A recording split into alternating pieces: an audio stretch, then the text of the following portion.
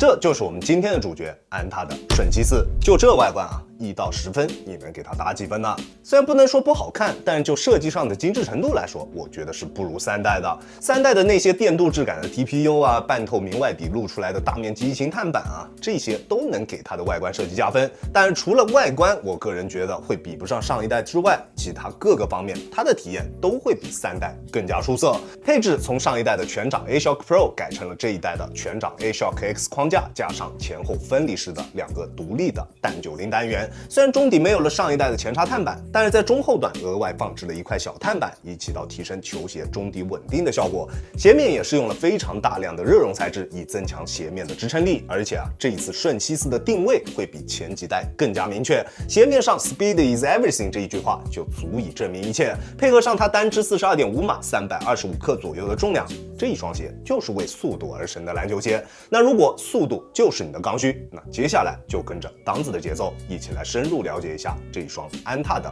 瞬七4代。這一次的瞬七4代，如果單論實戰，單論穿着體驗，不管是外底、中底還是鞋面，從上到下，從頭到腳，方方面面，它的體驗相比上一代都得到了提升。上一代身上的一些我個人認為啊比較影響體驗的缺點，在這一代身上也都得到了改善。首先在腳型適配方面，這一次瞬七4用了一個正常寬度的鞋楦，對於大部分腳型都會比較友好，並且這一代的鞋面在鞋頭處的下壓明顯也會做得更加到位，在保證腳趾有一定活動空間的同時，能給到我們更加出色的前掌鎖定。不管是靜態包裹還是動態鎖定，這一代的表現都會比上一代來得更加出色。不過因為這一代的鞋面用料使用了大量的熱熔材質，所以在初上腳的時候，它的鞋面貼合度確實不會特別優秀，需要一定的磨合時間。不過磨合時間不會特別長，頂多也就差不多半小時左右。先穿它去投籃，穿個半小時，然後再重新緊一下它的鞋帶，它的整一個包裹鎖定以及鞋腳一體性就會得到一個巨幅的提升。鞋面跟雙腳之間的貼合度會非常高，球鞋的前中後3段都能牢牢的貼合住我們的雙腳，雙腳在鞋內不會有特別明顯的多餘空間，鞋面所能給到我們的鞋腳一體性非常棒。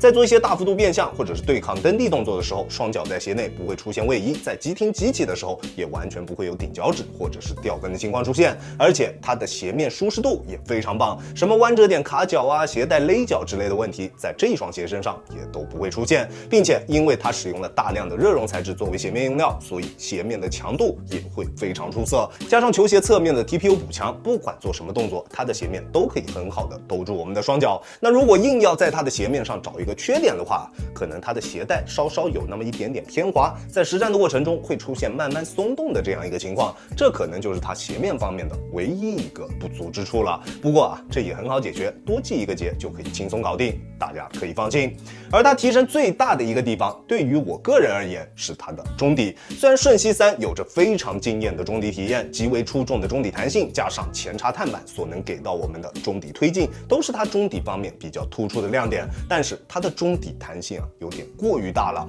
對於像我這樣體重偏大的球員來說，可靠程度並不是特別高。在做一些大力制動動作的時候，它過彈的後跟經常會出現一些多餘的彈跳。對於小體重而言啊，它確實有着10分頂級的中底體驗，但是對於我個人來說，它的中底並不是特別可靠，確確實實存在着一定的安全隱患。如果要打一些強度局，我一定不會選擇它。而這一代在更換了中底配置之後，確實沒有了上一代那種一上腳就特別軟彈的腳感。這一代的中底明顯會更硬更實，但是在實戰的過程中，它能給到我們的可靠程度會比上一代來得更加出色。密度更高的中底材料，加上後跟處更多的硬質材料包圍，都讓它的後跟極為穩定，在實戰的過程中，不管做什麼動作都不會有多餘的彈跳。而且啊，因為這一代在前後掌都分別加入了一塊單90單元，雖然在腳感上確實比不上上一代，但是在我們發力蹬地的時候，中底的力反饋明顯會比上一代來得更加強烈，腳底下的響應速度特別迅捷。在發力蹬地的時候，它給到我的中底反饋會比帶有前插碳板的3代來得更猛。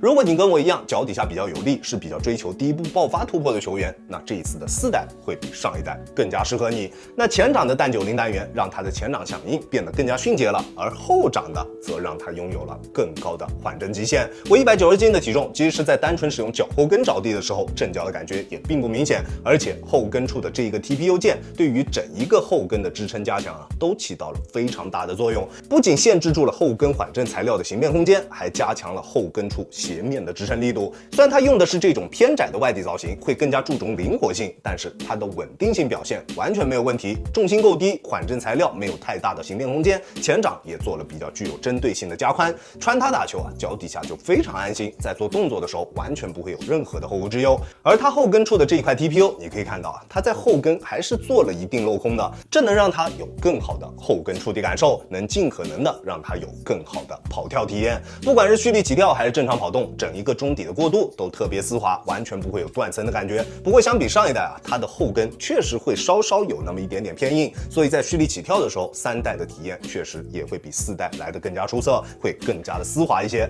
而且因為3代有一塊前插的碳板，所以整一個中底的力傳導也會比4代來得更加出色。不管是蓄力起跳還是正常跑動，從後掌過渡到前掌，力量的損耗都會明顯更少。不管是跑還是跳，穿3代的時候總感覺會更加輕鬆一些。但是沒有了前插碳板之後，它前掌的彎折會變得更加自如。不管是在做變向還是做交叉步動作的時候，它的中底都能一直很好的貼合住我們的雙腳，整一雙鞋的斜角一體性表現非常棒，這也是它相比上一代提升最大的一個地方。而中足的碳板以及中底4周一圈的硬質板材加固，都讓它擁有了非常出色的中底剛性。不管做什麼動作，它的斜身姿態都能很好的保持住，不會出現誇張的形變，強度比上一代高了非常多，不管什麼強度的球局，它都能適配。而至於它的外底，我手上的這個配色並沒有使用 LTR 的液態橡膠，安踏的 LTR 確實能夠給到我們非常出色的指滑效果，但是耐磨是它的硬傷。而這種實色橡膠雖然指滑效果確實沒有 LTR 那麼的給力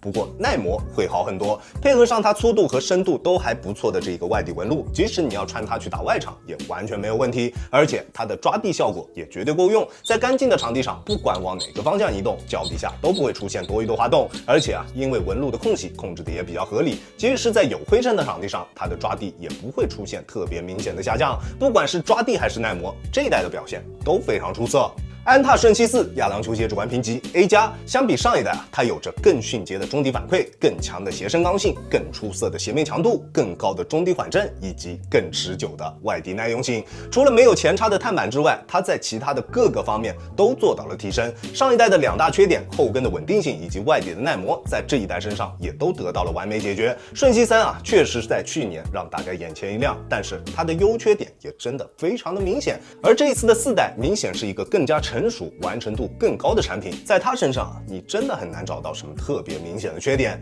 那這一次的瞬七4會更加適合哪種類型的球員去進行選擇呢？我覺得打法偏向於外線的球員，它都可以適配。雖然它依舊是一雙保底快靴，但是緩震極限非常高。相比上一代，它對於鋒線的適配性做得會更好。在發力蹬地時，它前掌那澎湃的力反饋追求爆發突破的球員，不管是什麼體重，這一雙鞋都能適配。以前聊到保底快靴，安踏比較出色的鞋款好像就只有狂潮5 Pro， 它確實是一雙非常出色的保底快靴，但是它也確實會更加適合寬腳的球員去進行選擇。而且它的前掌真的有點過於薄了，蹬地蹬多了之後指骨生疼。而這一次的瞬七4，它對於腳型的適配範圍會更加廣，前掌的緩震和腳感也會更加出色。而且它前掌出色的力反饋，在同類型的國產籃球鞋當中真的不多見。如果你比較追求蹬地時的中底反饋，比較依賴第一波爆發突破，相信我，這雙鞋你一定會喜歡。OK， 這就是本期視頻的全部內容了。再次感謝大家觀看本期的洋洋球鞋，那我們下期視頻再見，大家有空來做